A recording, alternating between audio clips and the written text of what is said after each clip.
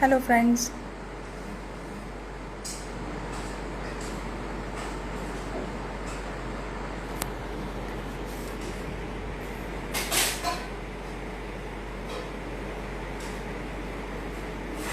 Hi. Now I'm seeing that people have started joining and we are waiting for people to join in. Once they join in, we will start today's webinar. The topic of today's webinar is anomalies and contradictions to Constitution, and today's speaker is Mr. Randhir Jain. I will give a brief introduction about sir in a while, once we have people to join in, once we get all the few people more to once they join in.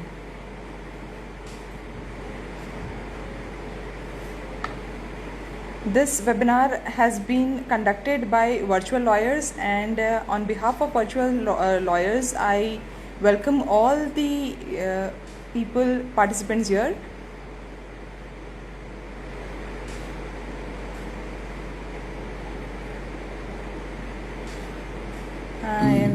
I will take few more seconds of you guys.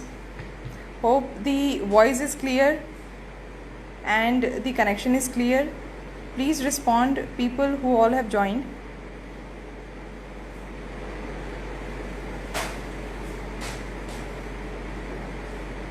Hope all can hear me.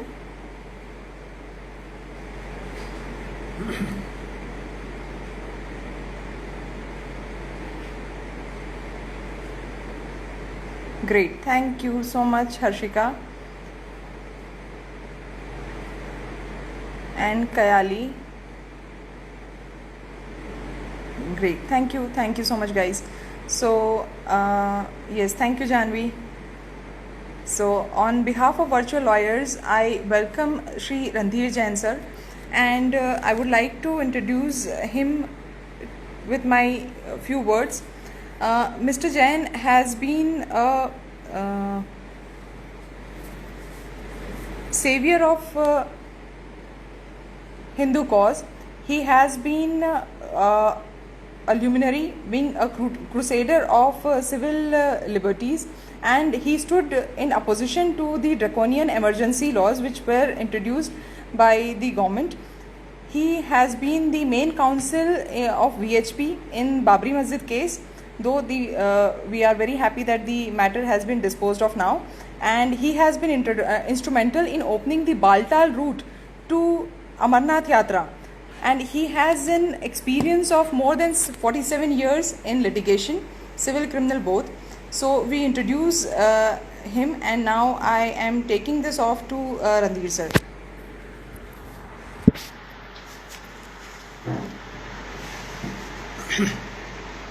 Good evening, friends. Before I open my book of Constitution, I may just recall some facts from the recent history. In the year 1857, Indians fought against the company rule in the hope that we will attain freedom, we will be free. That venture did not succeed, and it also gave rise to certain feelings. If I may mention, in the year 1883, Sir Syed Ahmad Khan spoke to Muslim youth in an apologetic manner, saying that it was a misadventure for going for that sort of rebellion. Had it not been there, the Muslim youth would have been enrolled in army and other services, and they would have attained higher positions. That remained there, but the seeds he sowed, that kept being repeated in his speeches year after year, session after session, and we come to the stage where V.D. Savarkar came on the scene, and he wrote his book on Hindutva, and he was the first amongst the Indian politicians, revolutionaries, or whatever we may call him by name, he said that it was the first revolution, first war for independence. Anyway, we also had Gandhiji. Gandhiji probably thought that we must have Hindu-Muslim unity, and if little scope is left for our Muslim brethren, that would assimilate them with the freedom movement. And Khilafat movement, though it has nothing to do with India, no, we as Indians had no stake in it. It was a local issue of Turkey, the people there. Anyway, Gandhiji did venture with this, and if I may say, with all humility at my command, that this venture failed. Not only that, this venture failed, in its aftermath came certain other, immediately thereafter we had the Malabar massacre, as Mopla movement or Mopla revolt, as we call it. The IRA could have been the British rule, British government, one could understand. But unfortunately, Hindus had to bear the brunt of it. Then, thereafter came gradually, as we progressed, in the year 1933, for the first time, the name of Pakistan, or the concept of a separate state for Muslims, it was floated, and it gained too much of momentum that with the passing of every day, things started moving in that direction.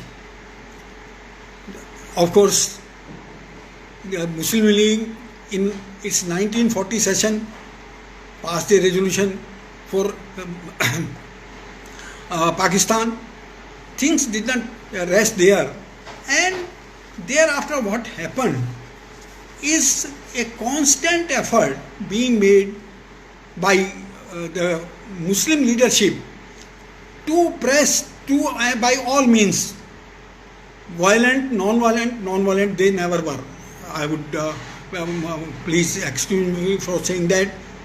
They thought probably violence is the best means to cow down the majority Hindus in this country and to achieve their demand.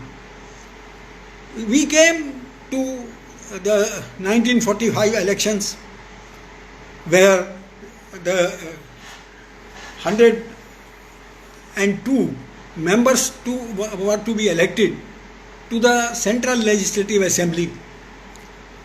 Of course, at that time there were seats reserved for Muslims and there were general seats. The Muslim League candidates won from those seats reserved for Muslims, and 30 candidates of All India Muslim League were elected to the Central Legislative Assembly. Of course, 59 members were elected who were nominated by Congress party. They all contested from general seat.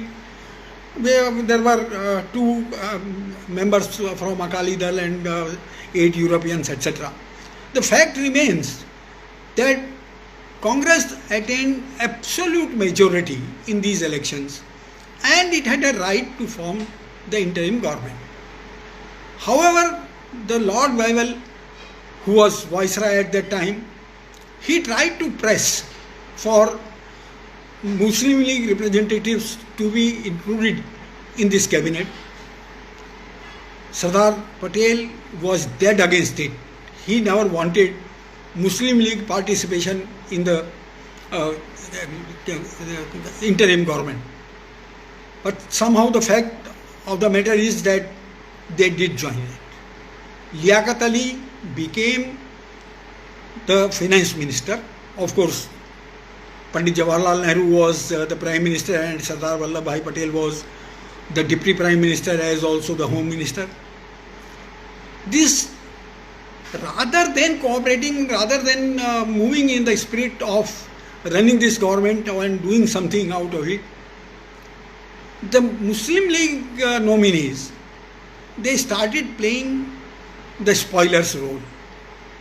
Liaquat Ali, who was finance minister, he tightened the purse strings and did not allow much of the schemes propounded by the Congress ministry to provide. Not only this, from Chaprasi to the highest officer, whoever was Muslim, he virtually took an attitude of non-cooperation with this government to make sure that this government is a failure. Resting here, if I may go towards eastern side,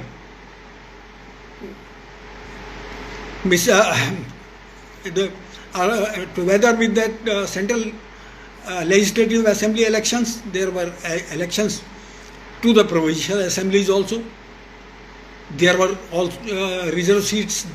Seats were reserved for Muslims in them also, and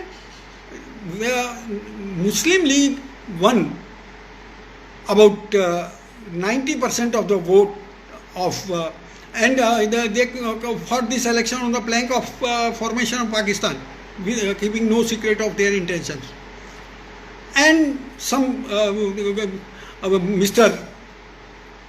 Shahid Sohrawardi formed a government, provincial government in West Bengal in the year 1946. And unfortunate part of the story is that on 16th of August 1946, he gave a call of direct action, of killing Hindus wherever they were. The sole idea was to terrorize Hindus and pave the way for partition. Sardar Patel in Meerut Congress, Meerut session of Congress held towards the end of the year 1946, used some strong words saying that we don't mind any demand being raised by Muslim League, but they should raise it in a peaceful manner. If they believe in a strong arm manner, if they believe in wielding sword, then they should keep it in mind that the sword will be met by sword. This was a line which was much to the unliking of Mahatma Gandhi. Anyway, this resting here, we have had change of Viceroy also. On 20th of February 1947, Louis Mountbatten was installed as Viceroy of India, with a brief to transfer power to natives by the end of June 1948. That would have been a sufficient time. But he concluded that any delay in partitioning this country and transferring this power may result into a civil war. That's why in a hurry this whole exercise was done, and Pakistan, which did not have any existence earlier, it came on the world map on 14th of August 1947, and of course power was transferred to India, the interim government as it was going on for the rest of India, or India as such. And we call it Independence Day. 15th of August 1947 is our Independence Day, we proclaim it. Certain other persons say that it was not an act of independence, but it was transfer of power from one hand to another. Whatever one may view it, but the fact remains that this was the background in which this country came to be partitioned. And much to the undoing of the Congress leadership, Mahatma Gandhi himself and all other wise men in Congress, who probably went to the extent of proclaiming that Pakistan would come on their dead body. They were not willing to yield anything. But the fact remains that the country was partitioned. After this, or a little before this, we constituted a Constituent Assembly. It had to give a constitution. They started their deliberations on 9th of December 1946, took full 3 years time, and gave us a constitution on 26th of 11/1949. With this background, immediately a question arises that what should have been any right thinking person's approach towards interfaith or inter-religion relationship between Hindus and Muslims. Because you can shut your eyes to the reality, but you can't escape from history. History is something which haunts a person like a Kag Bhuchundi of our mythological stories and the present day guided missile. I may also say one thing at this stage. The system of a civilized society and rule of law is that bond of good conduct is taken from the culprit, not from the victim.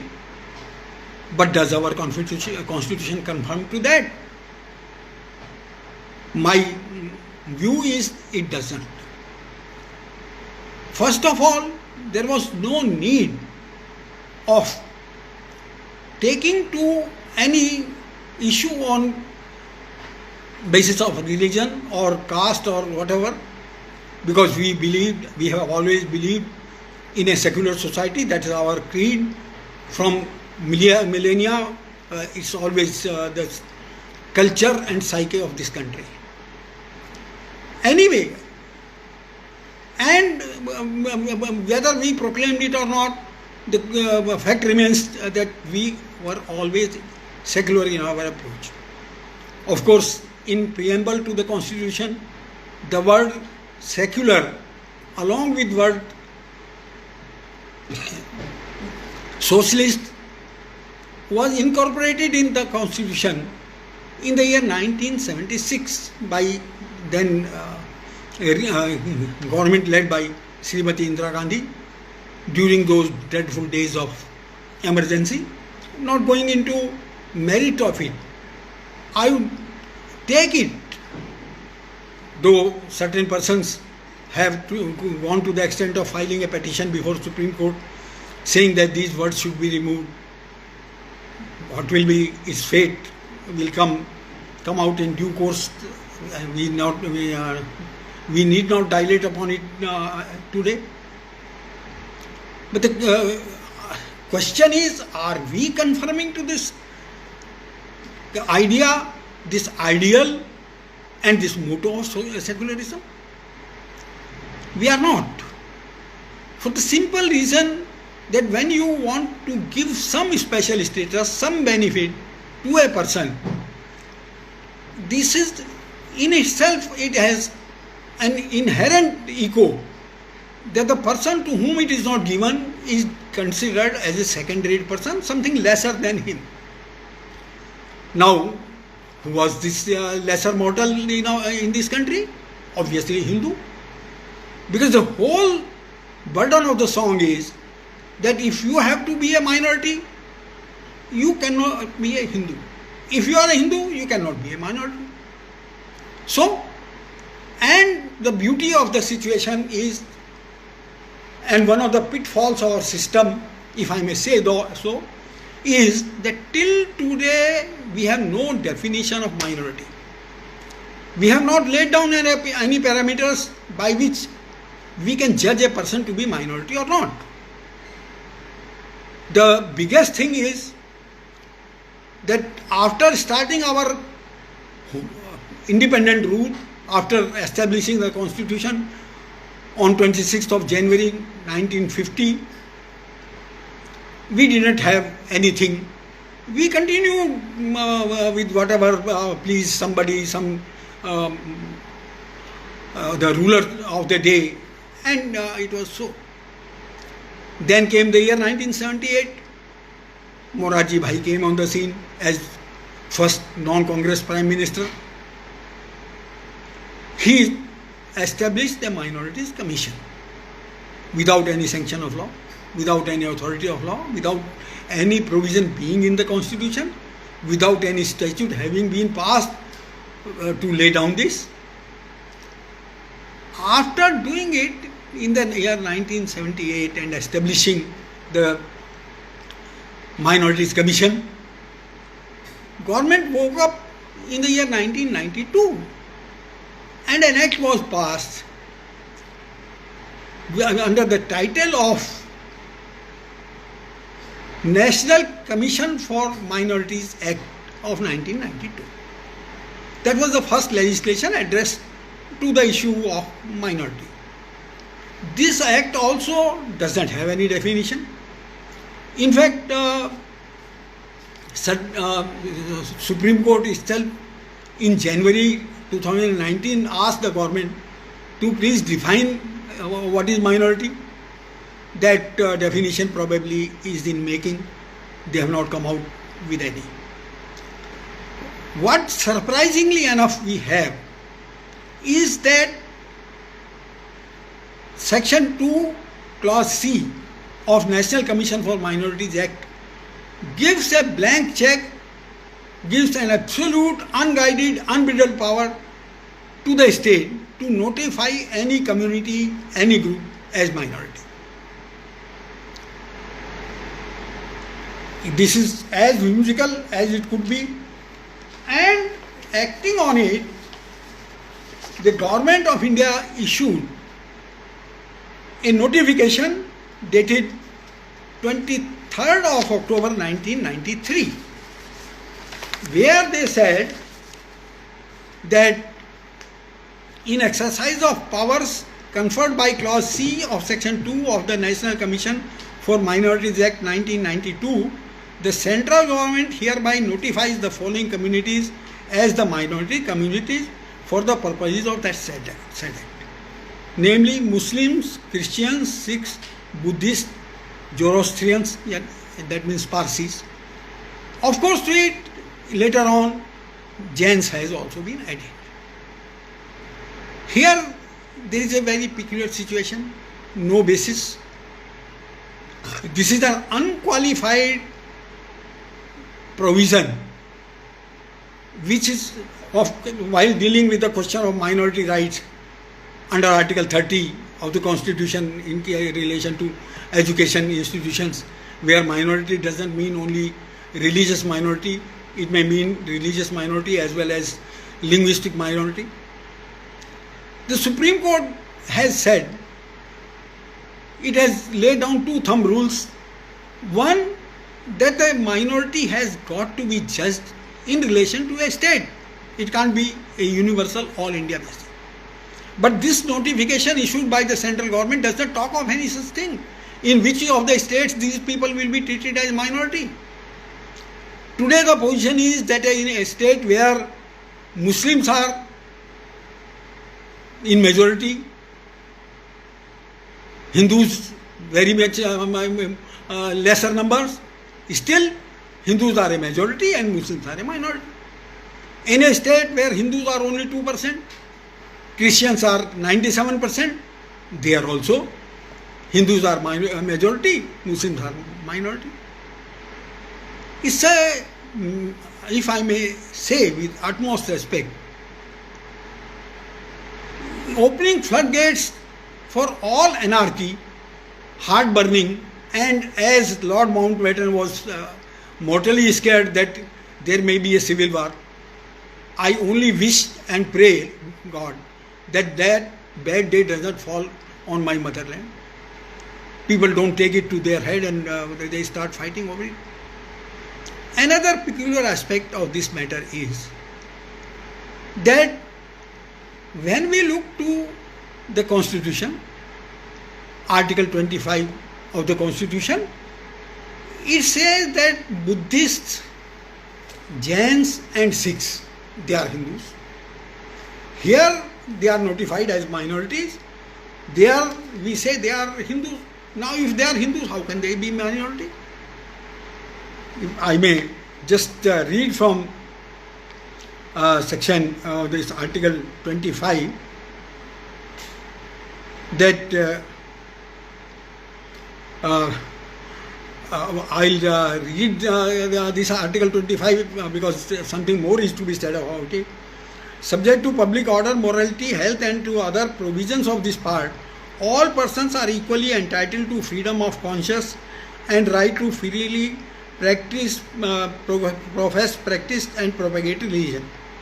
Nothing in this article shall affect the operation of any existing law or prevent the state from making any law regulating the or restricting any economic, financial or political or other secular activity which may be associated with religious practice.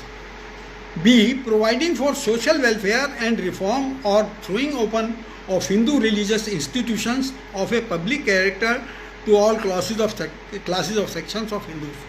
Then this explanation added to this second, in subclause B of clause 2, reference to Hindus shall be construed as including a reference to the persons professing Sikh, Jain or Buddhist religion. I am at a loss to understand. Anybody would be at a loss to understand. If I belong to one of these three communities, whether I am a minority, as you have notified in your notification of 1993, or am I a Hindu, as Article 25 says, it always said, and even today it is there, unchanged, unaltered, unaffected by anything. If I may venture to say, it leads to a situation that at 8 a.m. in the morning when I go to Gurdwara or a Jain temple, I am a Hindu. Whatever offering I make there, the DM Sahib can take it away. DM Sahib can regulate so many things because this is shrine belonging to Hindu. When it comes to minority, the rule is touch me not. You can't do anything. When I am a Hindu, and in view of Article 25, I have to suffer it. And those who have, many of you would be aware of what is happening to Hindu temples under this legislation. We have a Sikh Gurdwaras Act also.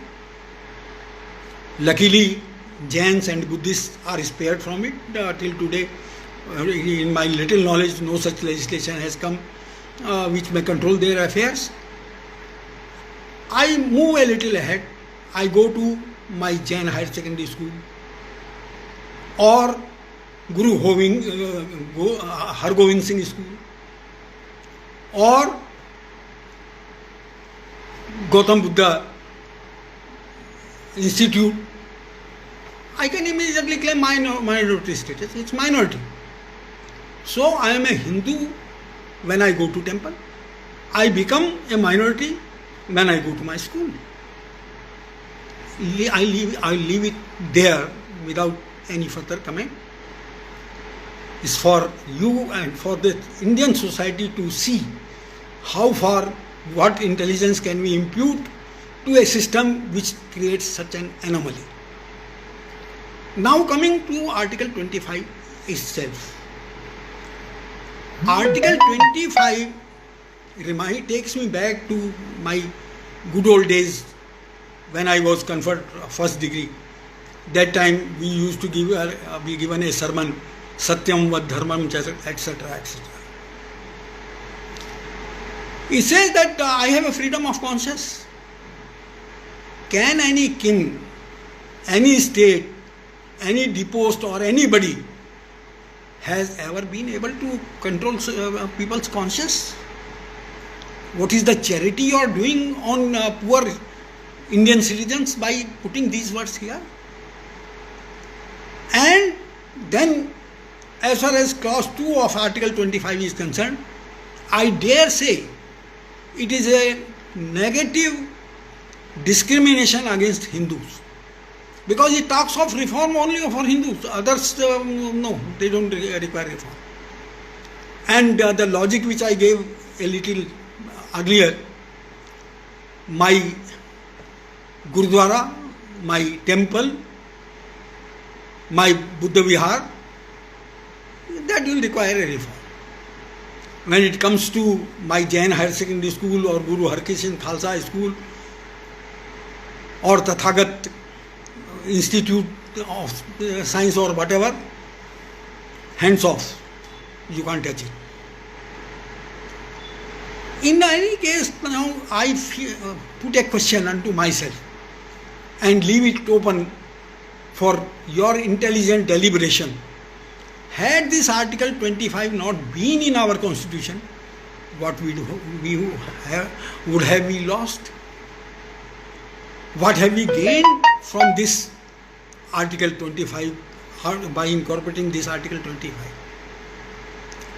Of course, now state can exercise control in so many manners over Hindu shrines and all that. And its reaction has also started in somewhat, however mild it might be today. Then, looking to various clauses in this question of minority rights, it creates nothing but confusion. We want to say minority, but we are shy of saying it.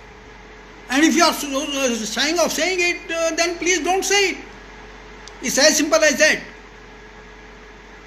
You have said in Article 27 that state will not put any tax relating to a religion and all that. It's a good thing that injunction is there.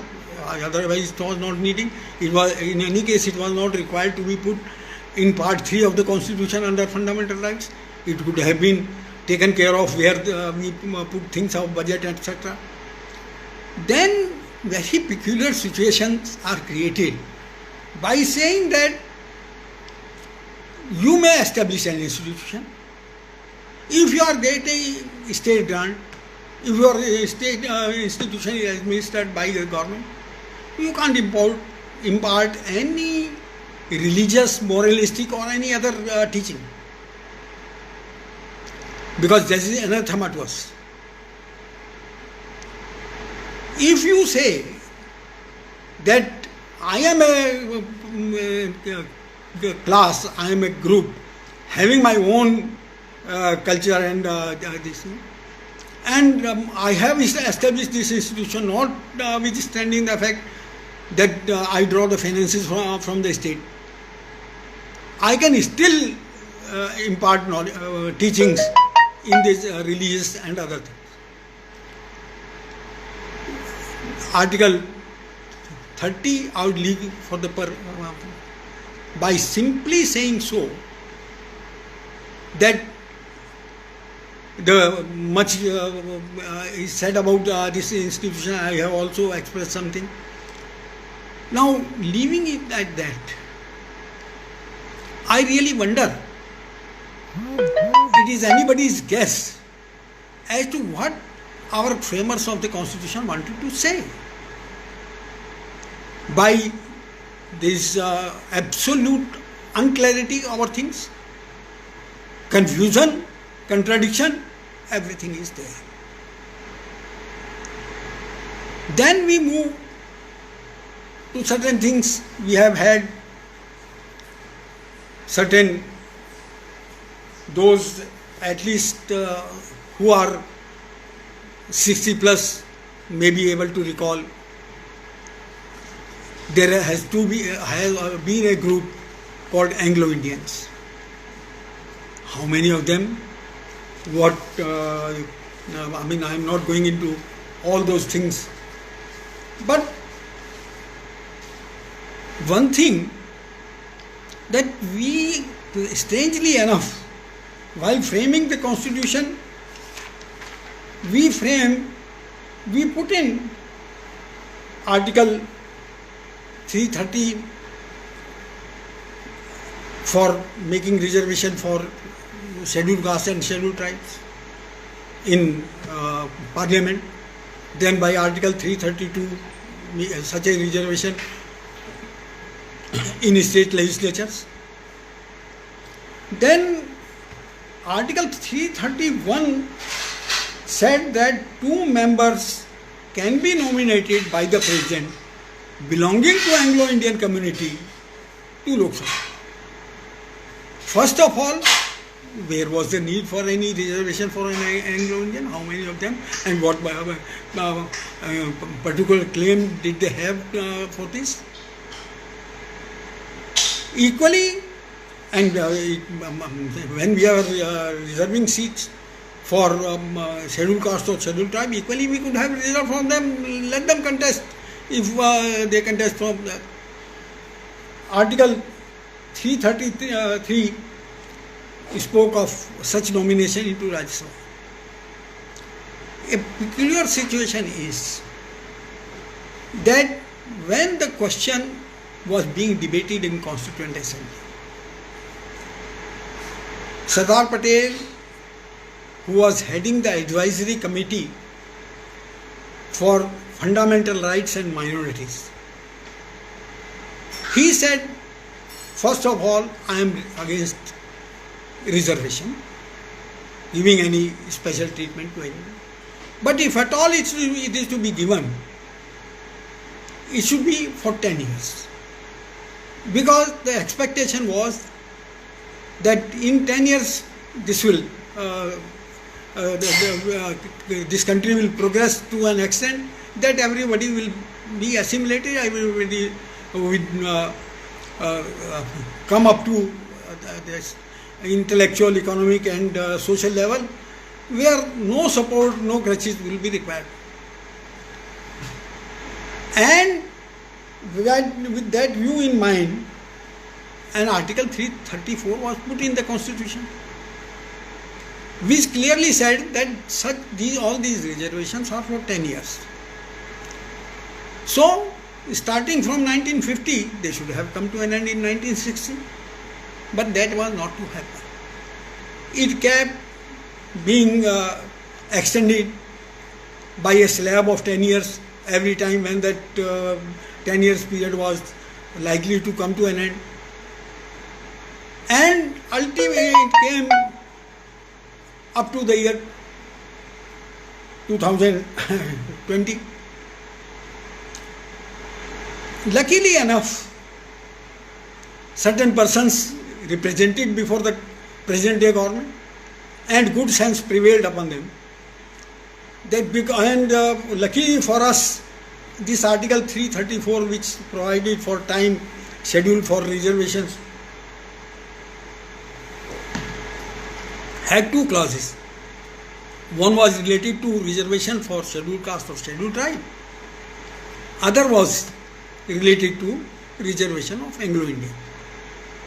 So, on 25th of January 2020, the present government extended the reservation, the clause extending, providing reservation for scheduled caste and scheduled tribe by another 10 years. So far, so good.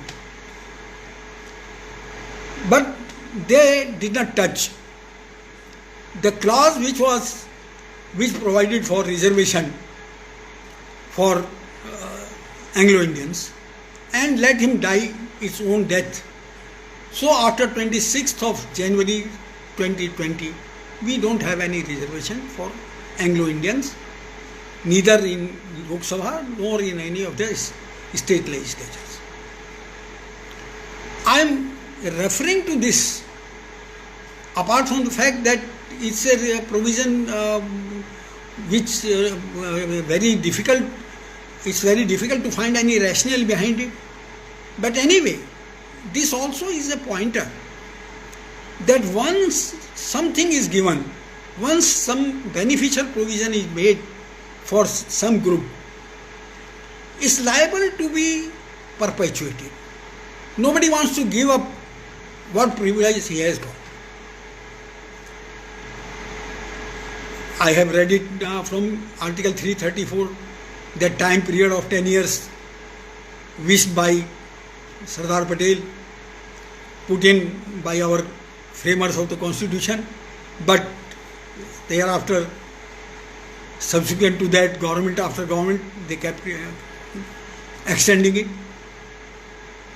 Similarly, I take it. With 2-3 things we put in our Constitution. Number one, we gave certain fundamental rights to our citizens. We gave a charter for center-state relationship and so many other things. We established a judiciary as a watchdog to see that any government, be it central state or wherever, does not cross the Lakshman Rekha, does not intrude into the personal field of a citizen. That's why in Article 13 it was provided that any legislation which militates against Part 3rd of the Constitution will be declared ultra-virus, will be unconstitutional. Now, who is to declare it ultra-virus or unconstitutional? Obviously, judiciary. You can't do it in Parliament, you can't do it in Secretariat. Hardly 17 months had passed after passing this Constitution, establishing it, that the rulers of the day started feeling uneasy.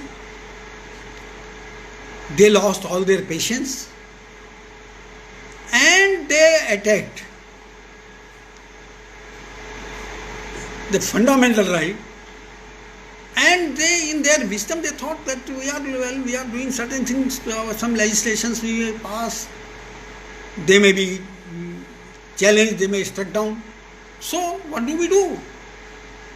In their wisdom, they created a safety zone in the name of 9th schedule to the Constitution, putting it in Article 31B that any legislation which has been put in the 9th schedule is beyond the pale of question. You can't question it? No, you can't. After scratching so much our heads as law students and lawyers, we have never been able to find any rationale behind it. But then the rationale is provided where by the statement of objects and reasons for this first amendment to the Constitution, which was brought in on 18th of June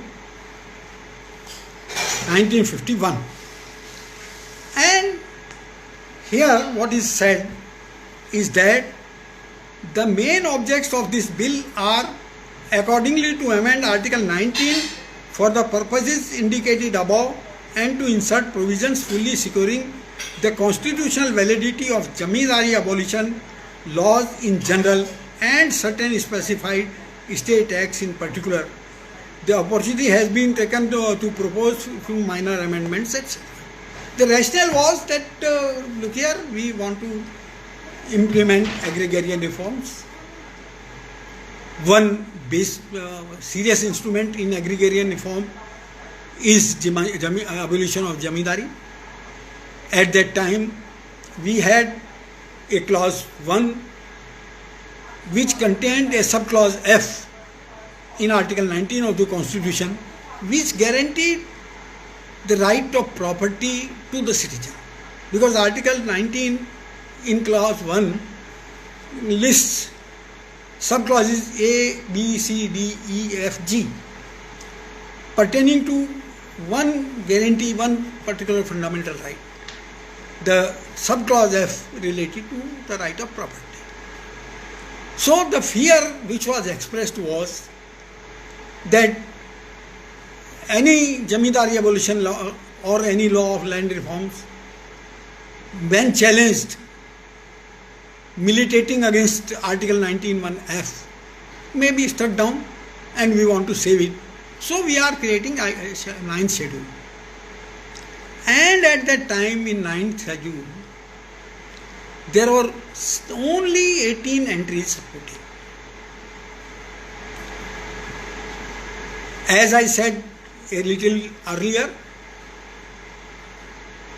tendency is to perpetuate something which is temporary, and this Article 19, first of all, this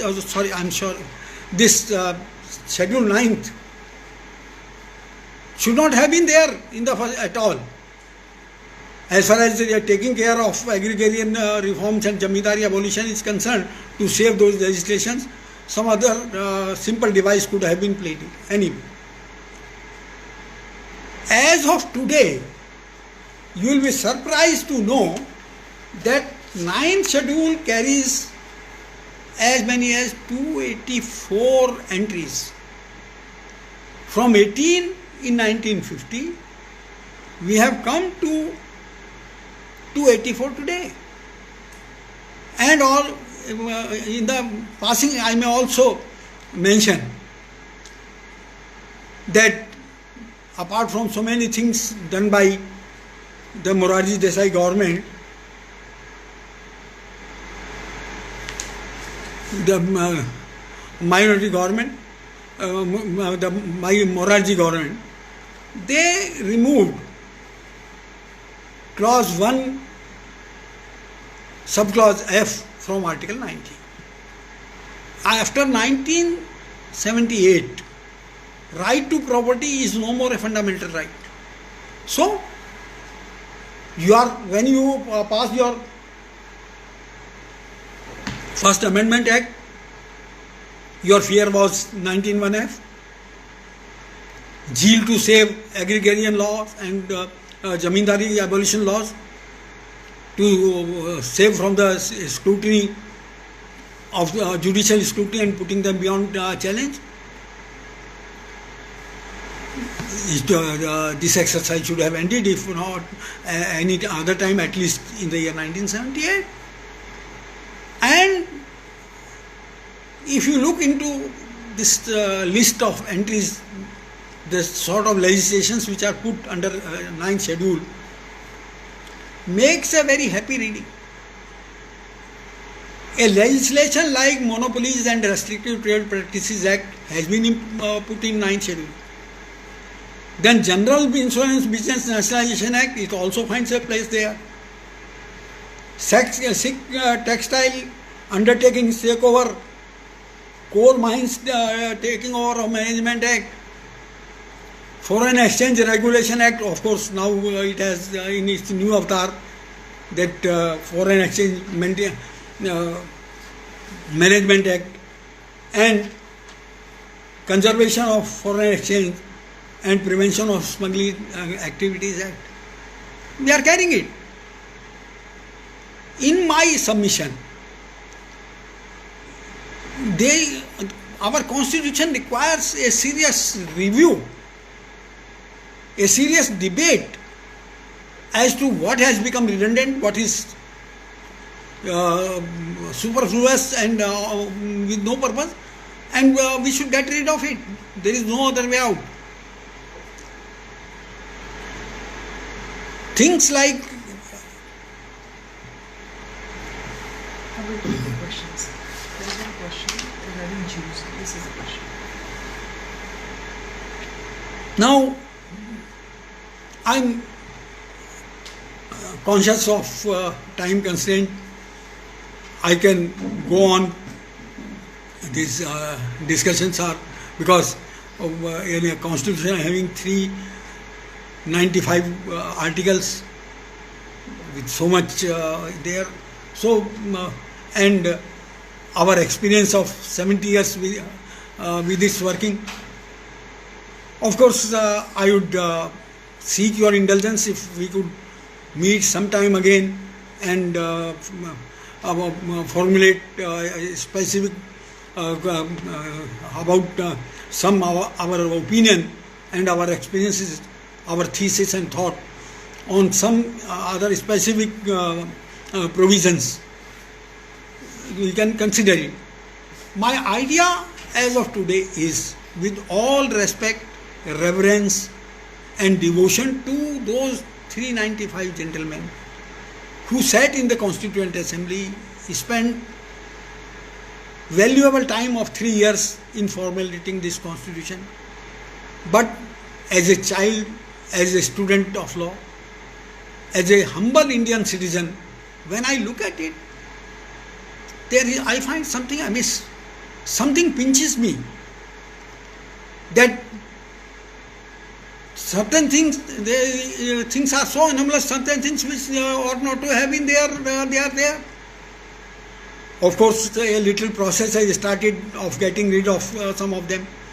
I don't know, with the speed which we are doing in 6 months regime, we have only been given, Nijat from 370 and 334. If we move with this pace, how many centuries would it require? Whether all of us, any one of us would be there to see its end. But anyway, that's there. Please excuse me, you may not agree with my views, but as a conscious citizen, as a living society, we must dilate upon it, we must address it. When pigeon looks at the cat, he closes his eyes, oh my wish, cat is not there. But that is not going to help. If we have to save our country, if we have to save our polity, if we have to move on the mission of progress with all the zeal and speed, we have to get rid of that mood. Why do we keep spending for unnecessary things which bring no good to anybody? Which a happy family is which does not have any heart burning. No member of the house is dissatisfied or having quarrel or complaint against other. Even if it is there, let it be lesser, least, and in such a quantum that it can be ignored. You may excuse me that I have talked of Hindu Muslims, but the fact remains that it's the Muslims who demanded a separate state. No other community in this country demanded it. There were other also who could be called minority at the time and who have been notified as minority. Did any one of them raise this demand? Even Ambedkar ji had to say that having taken their state of Pakistan, it's better that Muslims leave this country, they go there. Because their basic loyalty is not to the country, they don't consider it motherland, and their loyalty is towards their religion. And whenever there will be a conflict of country and religion, you can very well imagine where the choice will lie. Unfortunately, that prediction is coming true. We ignored Ambedkar, we ignored Patel. Their sane advice we did not take. Who prevailed, but we are where we are. Someone has asked question about I am put a question: what is the use of minority tag when no actual benefit such as job security, reservation, etc. is being provided? There is this question probably is being related to Jews. First of all, I must say that the benevolent notification of 1993 includes Muslims, Sikhs, Christians, Jains, Buddhists and Parsis, but it does not include Jews. Probably, I should not say that Jews don't come into this. And as far as the question of reservation is concerned, I may make it clear that the only reservation we have is for backward classes, scheduled caste and scheduled tribe. Reservation started by incorporating clause 4 in article 15 of the constitution in favor of scheduled caste and scheduled tribe. Later on, other backward classes and all that has been added. But as far as the minority tag is concerned, it does not carry any reservation. There is one more question. Another query has come: are there any other countries protecting fundamental right in the name of religion and caste? To my knowledge, no. But the person who has raised this question, I welcome him to sit with or address this question to me personally sometime. I mean, as of my study till today, does that my answer has to be no. But I'd like to put in a little more time in my study and research. If maybe I am something other than what a simple no to tell to you.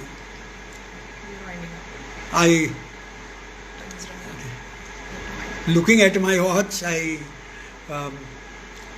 take your leave. I expressing all my gratitude for being together.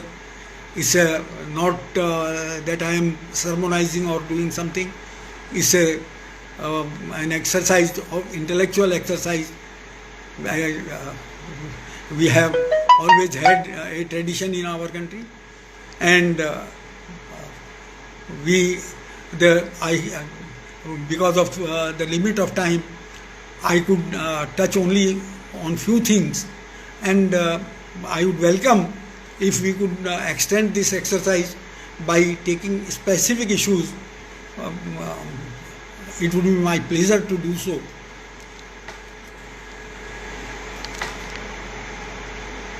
Thank you again. Namaskar. Shubhratri.